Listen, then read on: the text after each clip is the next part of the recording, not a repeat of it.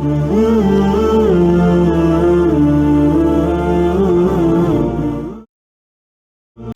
Bakr was born in 573 CE to Abu Quafa and Mkair. He belonged to the tribe of Banu Taym. In the age of ignorance, he was a monotheist and condemned idol-worshipping. As a wealthy trader, Abu Bakr used to free slaves.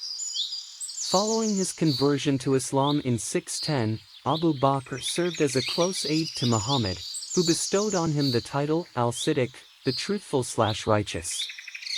The former took part in almost all battles under the Islamic prophet. He extensively contributed his wealth in support of Muhammad's work and among Muhammad's closest companions. 3. He also accompanied Muhammad on his migration to Medina. By the invitations of Abu Bakr, many prominent Sahabis became Muslims. He remained the closest advisor to Muhammad, being present at almost all his military conflicts. In the absence of Muhammad, Abu Bakr led the prayers and expeditions. Following Muhammad's death in 632, Abu Bakr succeeded the leadership of the Muslim community as the first Rashidun Caliph, for his election was opposed by a large number of rebellious tribal leaders, who had apostatized from Islam. During his reign, he overcame a number of uprisings, collectively known as the Ridda Wars, as a result of which he was able to consolidate and expand the rule of the Muslim state over the entire Arabian Peninsula. He also commanded the initial incursions into the neighboring Sasanian and Byzantine empires, which in the years following his death, would eventually result in the Muslim conquests of Persia and the Levant.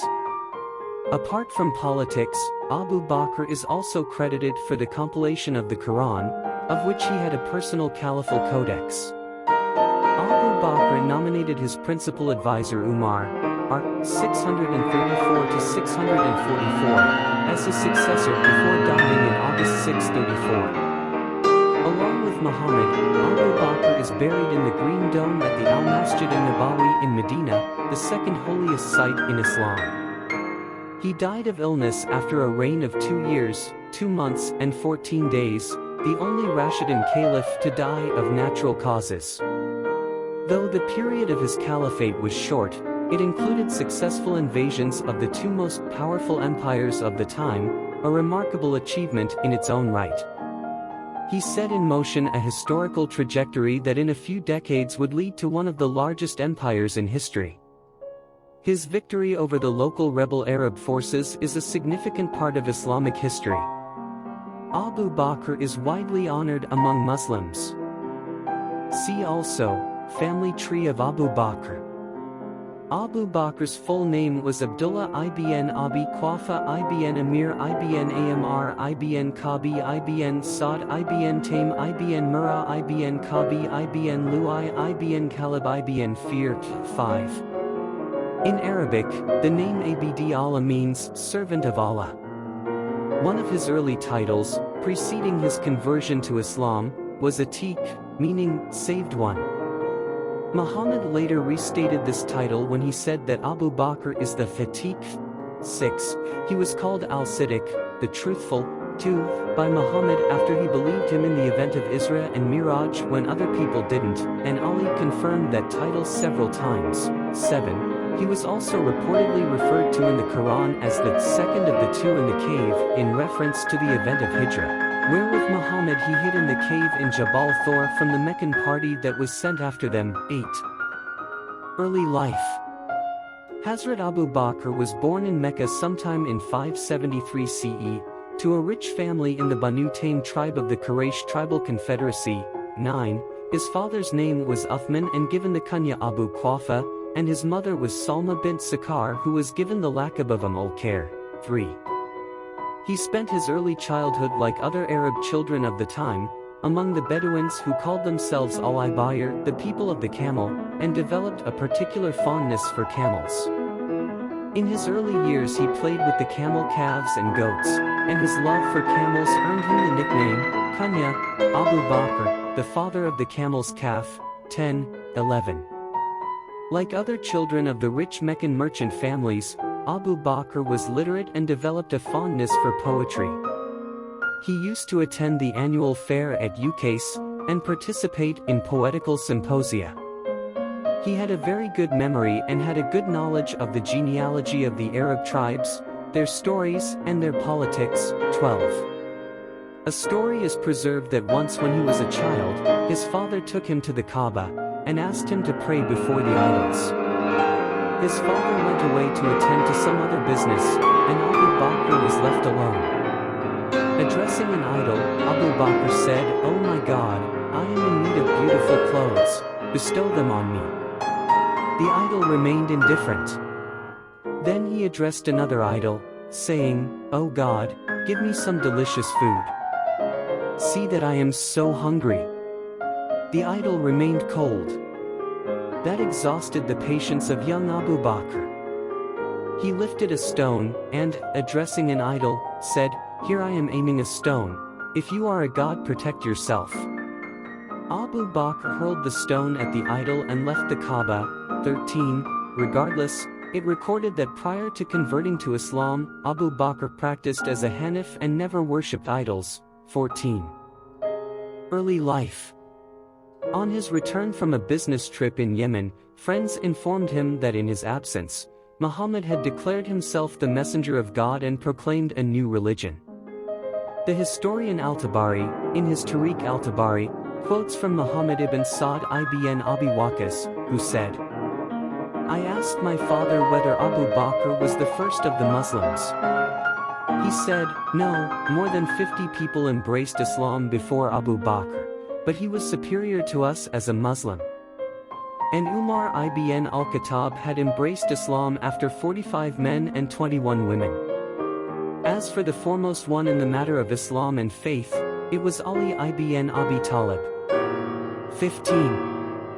Some Sunni and all the Shia believe that the second person to publicly accept Muhammad as the messenger of God was Ali ibn Abi Talib, the first being Muhammad's wife Khadija. 16. Ibn Kathir, in his Al-Bidayah wal-Nihaya, disregards this. He stated that the first woman to embrace Islam was Khadija. Zayd ibn Haritha was the first freed slave to embrace Islam. Ali ibn Abi Talib was the first child to embrace Islam, for he has not even reached the age of puberty at that time, while Abu Bakr was the first free man to embrace Islam. 17. Acceptance of Islam. On his return from a business trip in Yemen, friends informed him that in his absence, Muhammad had declared himself the messenger of God and proclaimed a new religion. The historian Al-Tabari, in his Tariq al-Tabari, quotes from Muhammad ibn Sa'd ibn Abi Waqqas, who said, "I asked my father whether Abu Bakr was the first of the Muslims. He said, no, more than 50 people embraced Islam before Abu Bakr, but he was superior to us as a Muslim. And Umar ibn al-Khattab had embraced Islam after 45 men and 21 women. As for the foremost one in the matter of Islam and faith, it was Ali ibn Abi Talib." 15. Some Sunni and all the Shia believe that the second person to publicly accept Muhammad as the messenger of God was Ali ibn Abi Talib, the first being Muhammad's wife Khadija. 16. Ibn Kathir, in his Al-Bidayah wal-Nihaya, disregards this. He stated that the first woman to embrace Islam was Khadija. Zayd ibn Haritha was the first freed slave to embrace Islam. Ali ibn Abi Talib was the first child to embrace Islam, for he has not even reached the age of puberty at that time, while Abu Bakr was the first free man to embrace Islam. 17. Subsequent life in Mecca. His wife Qatila bint Abd al-Uzza did not accept Islam and he divorced her. His other wife, Ruman, became a Muslim. All his children accepted Islam except Abd al-Rahman, from whom Abu Bakr disassociated himself. His conversion also brought many people to Islam. He persuaded his intimate friends to convert. 18, 19, and presented Islam to other friends in such a way that many of them also accepted the faith. Those who converted to Islam at the insistence of Abu Bakr were frowny-faced. 20. Uthman ibn Affan, who would become the third caliph. Al-Zubair, who played a part in the Muslim conquest of Egypt. Talha ibn Ubaydallah, his cousin and an important companion of the Prophet. Abd al-Rahman ibn Awf, who would remain an important part of the Rashidun Caliphate. Sa'd ibn Abi Waqqas, who played a leading role in the Islamic conquest of Persia. Abu Ubaidah ibn al-Jarrah, who was a commander-in-chief of the Rashidun army in Levant. Abu Salama, he was a foster brother of Prophet Muhammad. Khalid ibn Sa'idi, who acted as a general under the Rashidun army in Syria. Abu Bakr's acceptance proved to be a milestone in Muhammad's mission. Slavery was common in Mecca, and many slaves accepted Islam. When an ordinary free man accepted Islam, despite opposition, he would enjoy the protection of his tribe. For slaves, however, there was no such protection and they commonly experienced persecution. Abu Bakr felt compassion for slaves, so he purchased 4 men and 4 women, and then freed them, paying 40,000 dinar for their freedom. 21-22. The men were Bilal ibn Rabah, Abu Fuqaya, Ammar ibn Yasir, Abu Fuhaira. The women were Lubayna, Al-Nadia, Ubais, Haritha bint al-Muammal. Most of the slaves liberated by Abu Bakr were either women or old and frail men. 23. When the father of Abu Bakr asked him why he didn't liberate strong and young slaves, who could be a source of strength for him, Abu Bakr replied that he was freeing the slaves for the sake of God, and not for his own sake. Persecution by the Quraysh, 613. For 3 years after the birth of Islam, Muslims kept their faith private. In 613, according to Islamic tradition, Muhammad was commanded by God to call people to Islam openly. The first public address inviting people to offer allegiance to Muhammad was delivered by Abu Bakr. 24. In a fit of fury, the young men of the Quraysh tribe rushed at Abu Bakr and beat him until he lost consciousness. 25. Following this incident, Abu Bakr's mother converted to Islam. Abu Bakr was persecuted many times by the Quraysh. Though Abu Bakr's beliefs would have been defended by his own clan, it would not be so for the entire Quraysh tribe. Last years in Mecca. In 617, the Quraysh enforced a boycott against the Banu Hashim. Muhammad along with his supporters from Banu Hashim were cut off in a pass away from Mecca. All social relations with the Banu Hashim were cut off and their state was that of imprisonment. Clarification needed. Before it, many Muslims migrated to Abyssinia, now Ethiopia. Abu Bakr, feeling distressed, set out for Yemen and then to Abyssinia from there. He met a friend of his named Ad-Dughna, chief of the Kara tribe, outside Mecca, who invited Abu Bakr to seek his protection against the Quraysh. Abu Bakr went back to Mecca. It was a relief for him, but soon due to the pressure of Quraysh, Ad-Dughna was forced to renounce his protection. Once again the Quraysh were free to persecute Abu Bakr. In 620, Muhammad's uncle and protector, Abu Talib ibn Abd al-Muttalib, and Muhammad's wife Khadija died. Abu Bakr's daughter Aisha was betrothed to Muhammad. However, it was decided that the actual marriage ceremony would be held later. In 620 Abu Bakr was the first person to testify to Muhammad's Isra and Miraj, night journey. 26. Migration to Medina. In 622, on the invitation of the Muslims of Medina, Muhammad ordered Muslims to migrate to Medina. The migration began in batches. Ali was the last to remain in Mecca, entrusted with responsibility for settling any loans the Muslims had taken out, and famously slept in the bed of Muhammad when the Quraysh, led by Ikrimah, attempted to murder Muhammad as he slept. Meanwhile, Abu Bakr accompanied Muhammad to Medina. Due to the danger posed by the Quraysh, they did not take the road, but moved in the opposite direction, taking refuge in a cave in Jabal Thor, some 5 miles south of Mecca.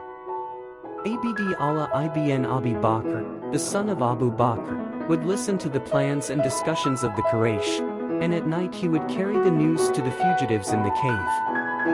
Asma bint Abi Bakr, the daughter of Abu Bakr, brought them meals every day.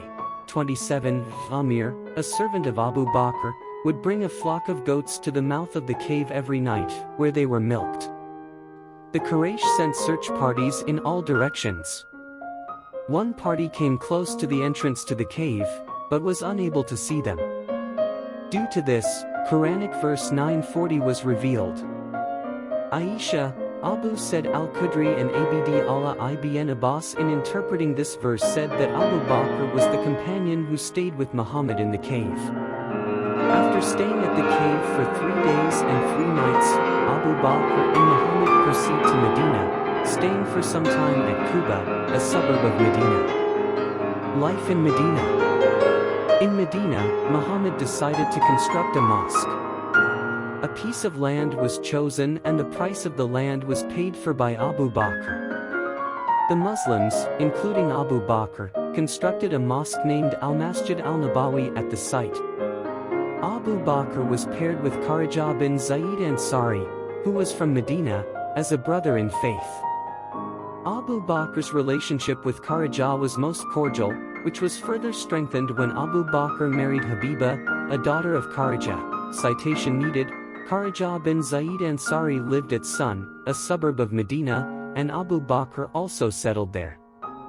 After Abu Bakr's family arrived in Medina, he bought another house near Muhammad's. 28. While the climate of Mecca was dry, the climate of Medina was damp, and because of this, most of the migrants fell sick on arrival. Abu Bakr contracted a fever for several days, during which time he was attended to by Kharija and his family. In Mecca, Abu Bakr was a wholesale trader in cloth and he started the same business in Medina. He opened his new store at Sun, and from there cloth was supplied to the market at Medina. Soon his business flourished. Early in 623, Abu Bakr's daughter Aisha, who was already married to Muhammad, was sent on to Muhammad's house after a simple marriage ceremony, further strengthening relations between Abu Bakr and Muhammad. 29.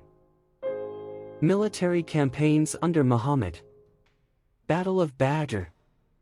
In 624, Abu Bakr was involved in the first battle between the Muslims and the Quraysh of Mecca, known as the Battle of Badr, but did not fight, instead acting as one of the guards of Muhammad's tent. In relation to this, Ali allegedly later asked his associates as to who they thought was the bravest among men. Everyone stated that Ali was the bravest of all men. Ali then replied, "No. Abu Bakr is the bravest of men." In the Battle of Badr we had prepared a pavilion for the Prophet, but when we were asked to offer ourselves for the task of guarding it, none came forward except Abu Bakr. With a drawn sword he took his stand by the side of Prophet of Allah and guarded him from the infidels by attacking those who dared to proceed in that direction. He was therefore the bravest of men. 30. In Sunni accounts, during one such attack, 2 discs from Abu Bakr's shield penetrated into Muhammad's cheeks.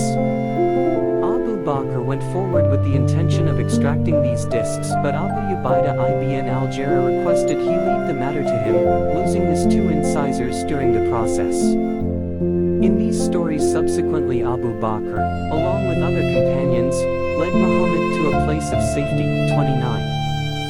Battle of Uhud. In 625, he participated in the Battle of Uhud, in which the majority of the Muslims were routed and he himself was wounded. 31. Before the battle had begun, his son Abd al-Rahman, at that time still non-Muslim and fighting on the side of the Quraysh, came forward and threw down a challenge for a duel. Abu Bakr accepted the challenge but was stopped by Muhammad. 32. Later, Abd al-Rahman approached his father and said to him, "You were exposed to me as a target, but I turned away from you and did not kill you." To this Abu Bakr replied, "However, if you had been exposed to me as a target I would not have turned away from you." 33. In the second phase of the battle, Khalid ibn al-Walid's cavalry attacked the Muslims from behind, changing a Muslim victory to defeat. 34. 35. Many fled from the battlefield, including Abu Bakr. However, according to his own account, he was the first to return. 36. Battle of the Trench. In 627 he participated in the Battle of the Trench and also in the invasion of Banu Qurayza. 29. In the Battle of the Trench, Muhammad divided the ditch into a number of sectors and a contingent was posted to guard each sector. One of these contingents was under the command of Abu Bakr. The enemy made frequent assaults in an attempt to cross the ditch, all of which were repulsed. To commemorate this event, a mosque, later known as Masjid-i Siddiq, 37, was constructed at the site where Abu Bakr had repulsed the charges of the enemy. 29. Battle of Khaybar. Abu Bakr took part in the Battle of Khaybar. Khaybar had 8 fortresses, the strongest and most well-guarded of which was called Al-Khamis. Muhammad sent Abu Bakr with a group of warriors to attempt to take it, but they were unable to do so. Muhammad also sent Umar with a group of warriors, but Umar could not conquer Al-Khamis either. 38, 39, 40, 41. Some other Muslims also attempted to capture the fort, but they were unsuccessful as well. 42. Finally, Muhammad sent Ali, who defeated the enemy leader, Marhab. 40, 43. Military campaigns during final years of Muhammad. In 629 Muhammad sent Amr ibn al-As to Zat al-Salasil, followed by Abu Ubaidah ibn al-Jarrah in response to a call for reinforcements. Abu Bakr and Umar commanded an army under al-Jarrah, and they attacked and defeated the enemy. 44. In 630, when the Muslims conquered Mecca, Abu Bakr was part of the army. Citation needed. Before the conquest of Mecca, his father Abu Quafa converted to Islam. Battles of Hunain and Taif. In 630, the Muslim army was ambushed by archers from the local tribes as it passed through the valley of Hunain, some 11 miles northeast of Mecca. Taken unaware, the advance guard of the Muslim army fled in panic. There was considerable confusion, and the camels, horses, and men ran into one another in an attempt to seek cover. Muhammad, however, stood firm. Only 9 companions remained around him, including Abu Bakr. Under Muhammad's instruction, his uncle Abbas shouted at the top of his voice, "O Muslims, come to the Prophet of Allah." The call was heard by the Muslim soldiers and they gathered beside Muhammad. When the Muslims had gathered in sufficient number, Muhammad ordered a charge against the enemy. In the hand-to-hand fight that followed, the tribes were routed and they fled to Adas. Muhammad posted a contingent to guard the Hunain Pass and led the main army to Adas. In the confrontation at Adas, the tribes could not withstand the Muslim onslaught. Believing continued resistance useless, the tribes broke camp and retired to Taif. Abu Bakr was commissioned by Muhammad to lead the attack against Taif. The tribes shut themselves in the fort and refused to come out in the open. The Muslims employed catapults, but without tangible result. The Muslims attempted to use a testudo formation, in which a group of soldiers shielded by a cover of cowhide advanced to set fire to the gate. However, the enemy threw red-hot scraps of iron on the testudo, rendering it ineffective. The siege dragged on for 2 weeks, and still there was no sign of weakness in the fort. Muhammad held a council of war. Abu Bakr advised that the siege might be raised and that God make arrangements for the fall of the fort. The advice was accepted, and in February 630, the siege of Taif was raised and the Muslim army returned to Mecca. A few days later, Malik bin Auf, the commander, came to Mecca and became a Muslim. 45. Abu Bakr as Amir al-Hajj. In 631 AD, Muhammad sent from Medina a delegation of 300 Muslims to perform the Hajj according to the new Islamic way and appointed Abu Bakr as the leader of the delegation. The day after Abu Bakr and his party had left for the Hajj, Muhammad received a new revelation, Surah Tawbah, the 9th chapter of the Quran, 46, it is related that when this revelation came, someone suggested to Muhammad that he should send news of it to Abu Bakr. Muhammad said that only a man of his house could proclaim the revelation, 47. Muhammad summoned Ali, and asked him to proclaim a portion of Surah Tawbah to the people on the day of sacrifice when they assembled at Mina. Ali went forth on Muhammad's slit-eared camel, and overtook Abu Bakr. When Ali joined the party, Abu Bakr wanted to know whether he had come to give orders or to convey them. Ali said that he had not come to replace Abu Bakr as Amir al-Hajj, and that his only mission was to convey a special message to the people on behalf of Muhammad. At Mecca, Abu Bakr presided at the Hajj ceremony, and Ali read the proclamation on behalf of Muhammad. The main points of the proclamation were: henceforward the non-Muslims were not to be allowed to visit the Kaaba or perform the pilgrimage. No one should circumambulate the Kaaba naked. Polytheism was not to be tolerated. Where the Muslims had any agreement with the polytheists, such agreements would be honored for the stipulated periods. Where there were no agreements, a grace period of 4 months was provided, and thereafter no quarter was to be given to the polytheists. From the day this proclamation was made, a new era dawned, and Islam alone was to be supreme in Arabia. Expedition of Abu Bakr as Siddiq. Abu Bakr led one military expedition, the expedition of Abu Bakr as Siddiq, 48, which took place in Najd, in July 628, 3rd month 7 AH in the Islamic calendar. 48, Abu Bakr led a large, vague, company in Najd on the order of Muhammad.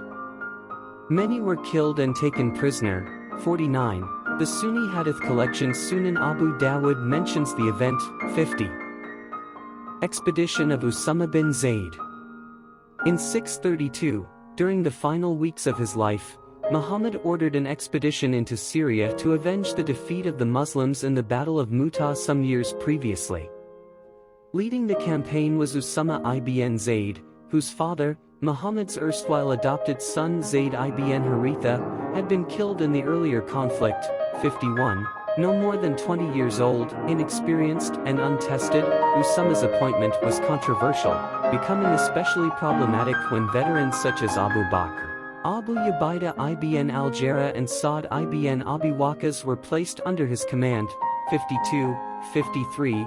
Nevertheless, the expedition was dispatched, though soon after setting off, news was received of Muhammad's death, forcing the army to return to Medina.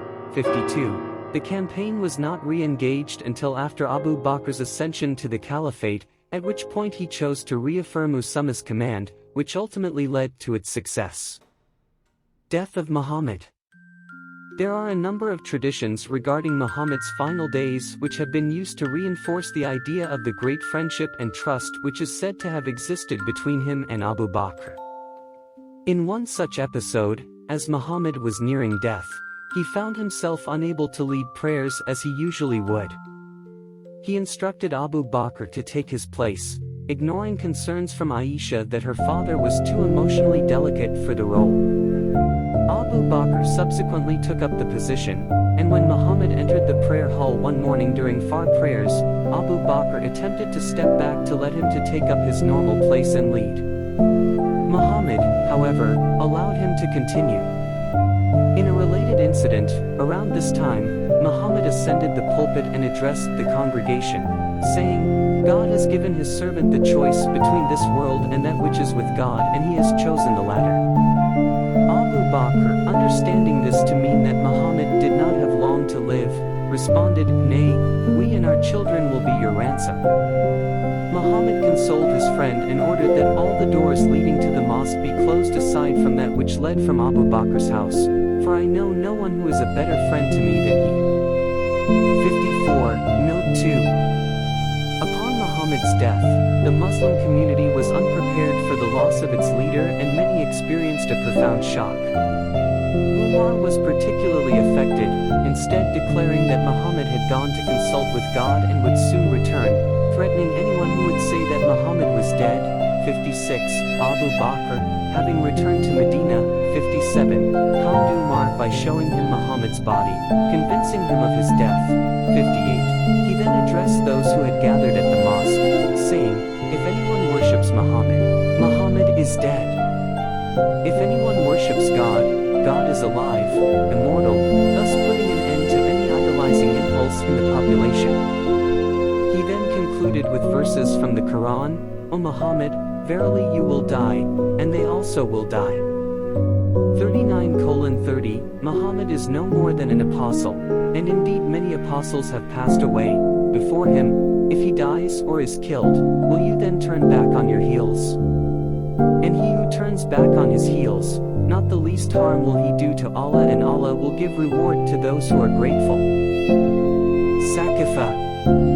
In the immediate aftermath of the death of Muhammad, a gathering of the Ansar, natives of Medina, took place in the Saqifa courtyard of the Banu Sa'ida clan.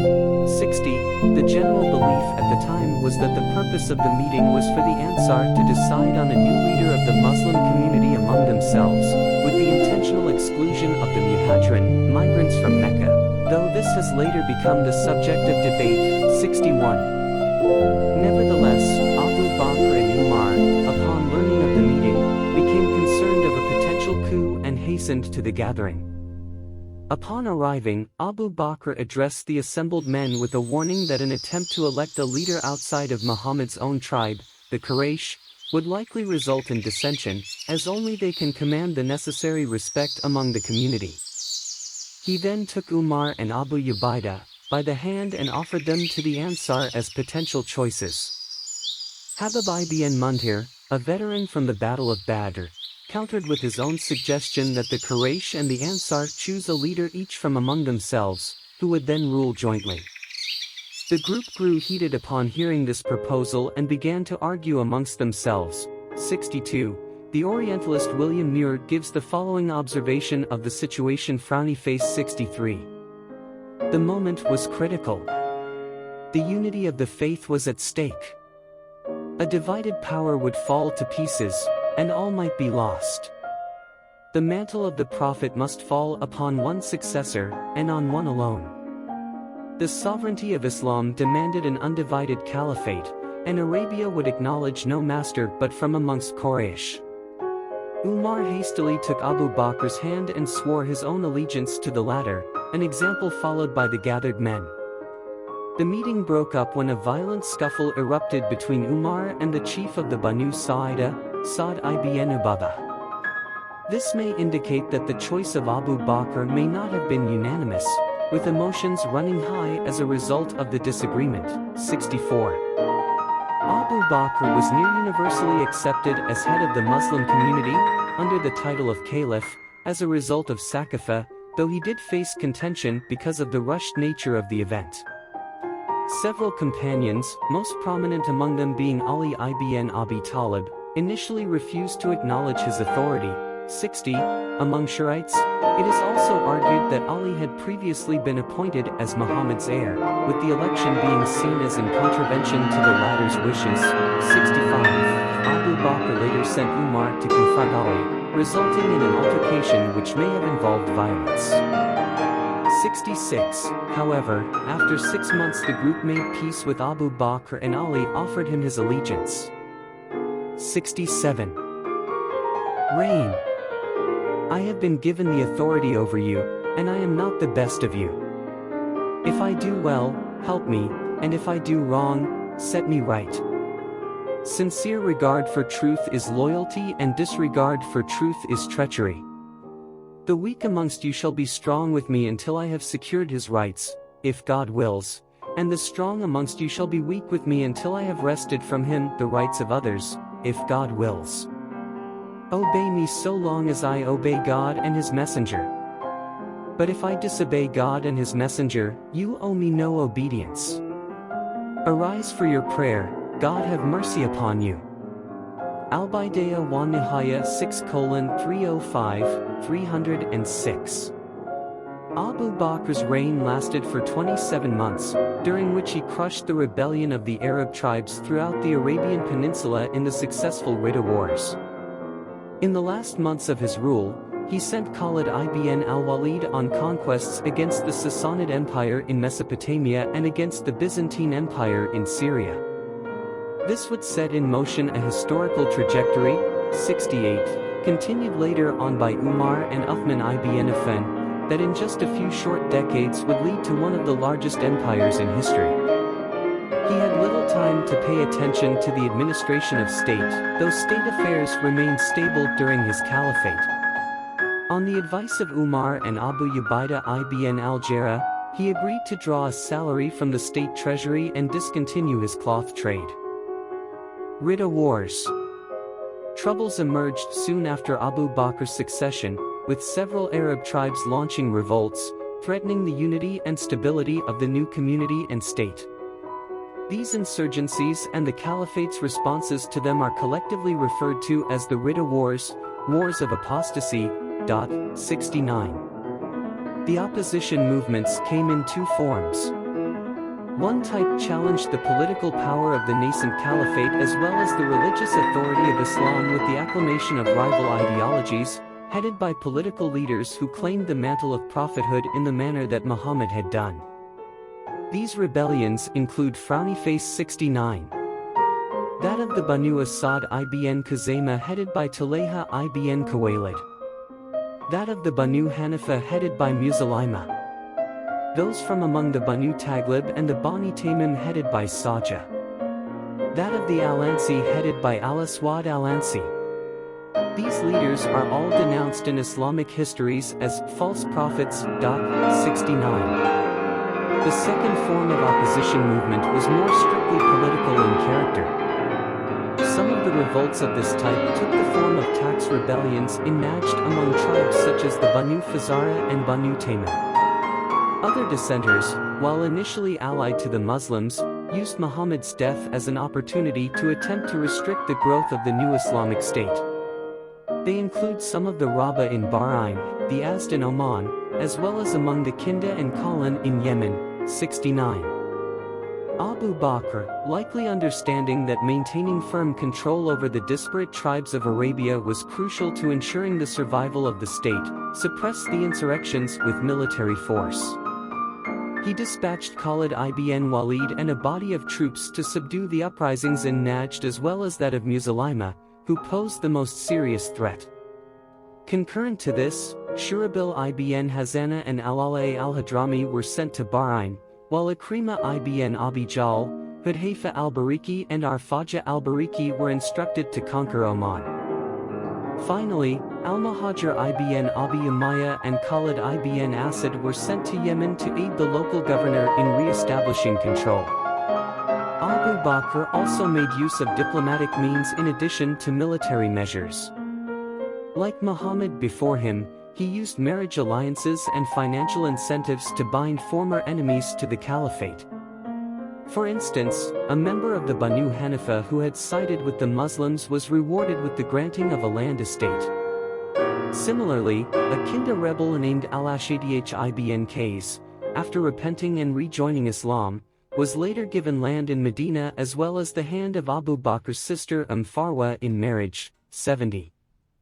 At their heart, the Ridda movements were challenges to the political and religious supremacy of the Islamic State.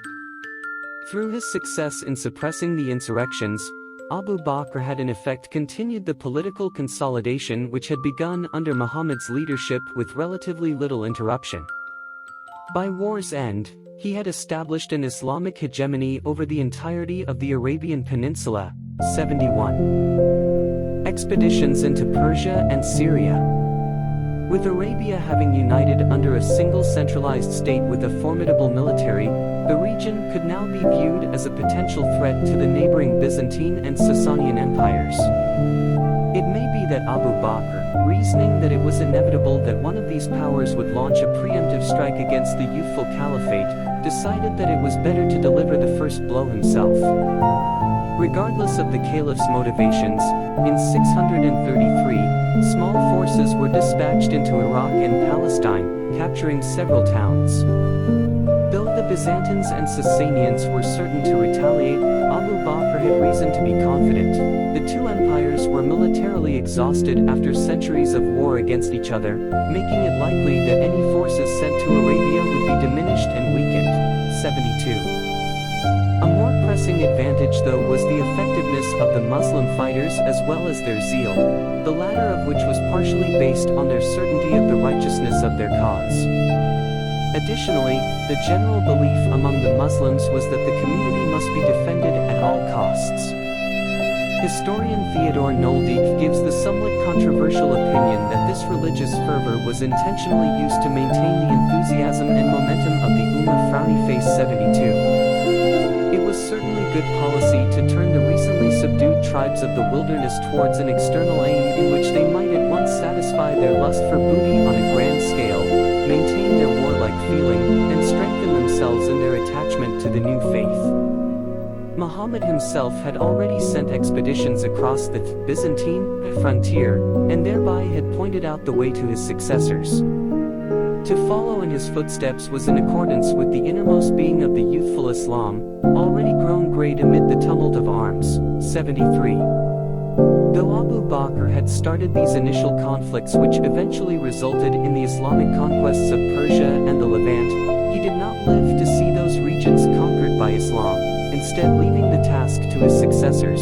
72. Preservation of the Quran. Abu Bakr was instrumental in preserving the Quran in written form. It is said that after the hard-won victory over Musaylima in the Battle of Yamama in 632, Umar saw that some 500 of the Muslims who had memorized the Quran had been killed. Fearing that it may become lost or corrupted, Umar requested that Abu Bakr authorize the compilation and preservation of the scriptures in written format. The Caliph was initially hesitant, being quoted as saying, "How can we do that which the Messenger of Allah, may Allah bless and keep him, did not himself do?" He eventually relented, however, and appointed Zayd ibn Thabit, who had previously served as one of the scribes of Muhammad, for the task of gathering the scattered verses. The fragments were recovered from every quarter, including from the ribs of palm branches, scraps of leather, stone tablets, and from the hearts of men. The collected work was transcribed onto sheets and verified through comparison with Quran memorizers. 74. 75. The finished codex, termed the Mushaf, was presented to Abu Bakr, who prior to his death, bequeathed it to his successor Umar. 76. Upon Umar's own death, the Mushaf was left to his daughter Hafsa, who had been one of the wives of Muhammad. It was this volume, borrowed from Hafsa, which formed the basis of Uthman's legendary prototype, which became the definitive text of the Quran. All later editions are derived from this original. 77. Note 3. Death. On August 23, 634, Abu Bakr fell sick and did not recover. He developed a high fever and was confined to bed. His illness was prolonged, and when his condition worsened, he felt that his end was near. Realizing this, he sent for Ali and requested him to perform his ghusl since Ali had also done it for Muhammad. Abu Bakr felt that he should nominate his successor so that the issue should not be a cause of dissension among the Muslims after his death, though there was already controversy over Ali not having been appointed. 79. He appointed Umar for this role after discussing the matter with some companions. Some of them favored the nomination and others disliked it, due to the tough nature of Umar. Abu Bakr thus dictated his last testament to Uthman ibn Affan as follows. In the name of most merciful God. This is the last will and testament of Abu Bakr bin Abu Quhafa, when he is in the last hour of the world, and the first of the next, an hour in which the infidel must believe, the wicked be convinced of their evil ways. I nominate Umar ibn al-Khattab as my successor. Therefore, hear to him and obey him. If he acts right, confirm his actions. My intentions are good, but I cannot see the future results. However, those who do ill shall render themselves liable to severe account hereafter. Fare you well. May you be ever attended by the divine favor of blessing. 80. Umar led the funeral prayer for him and he was buried beside the grave of Muhammad. 81.